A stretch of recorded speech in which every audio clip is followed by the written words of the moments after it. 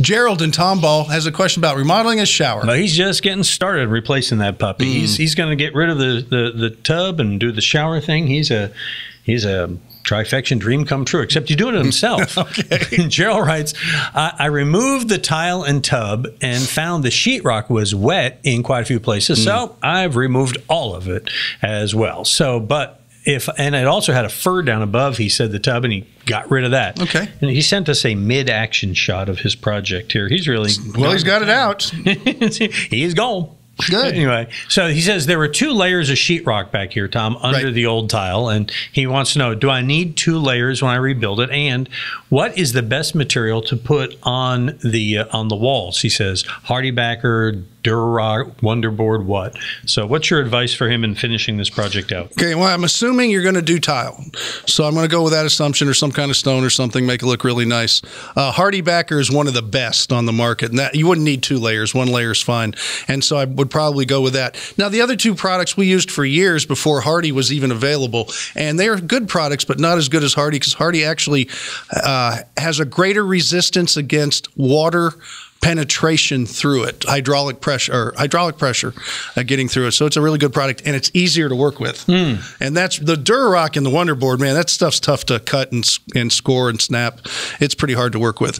But that's what you would use on the wall. You need to have a plumber set a FHA strainer and a 40 mil PVC thick pan on the bottom before you put your mud on there and tile the floor too. So that's going to go in first. Then you're going to put the walls in with the HardieBacker board, and then you can go ahead and detail it to, how you want, as far as doors, what kind of walls you're going to put in, how you're going to do your shower door, that kind of thing, and then tile it up.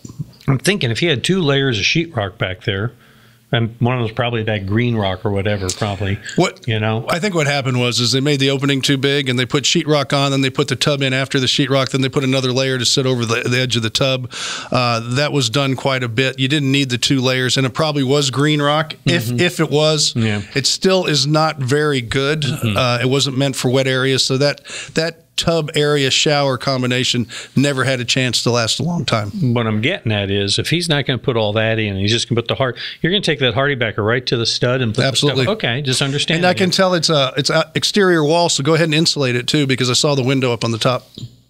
Good call. with fiberglass bat, right? Yeah, fiberglass, unfaced, formaldehyde-free fiberglass. Put it in the wall, and then put the the HardieBacker directly to the studs. You're going to have a tape and float system on there to make it waterproof at the seams. And we call it red goo. It's a red stuff you put on with a putty knife after you put the tape on, and then you're ready to go as far as tile goes. What I'm getting at, yes, is that he's going to have more room in there. I mean, I know it doesn't sound like much, but I mean, it's going to be a couple inches, and hopefully, if you do what I did, extend the walls out a little bit and get you some real elbow room and get a nice big shower if you can.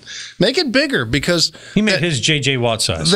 Well, no, my wife made hers J.J. Watt size, but I didn't have the room in mind. But that little bit of 6 or 8 inches, if you can extend it out a little bit, really makes it better, because the size of the tubs really aren't quite big enough for a really nice shower. I mean, you can get by if you're a smaller scaled person, but it's not as good as if you can bring it out maybe another 6 inches to a foot.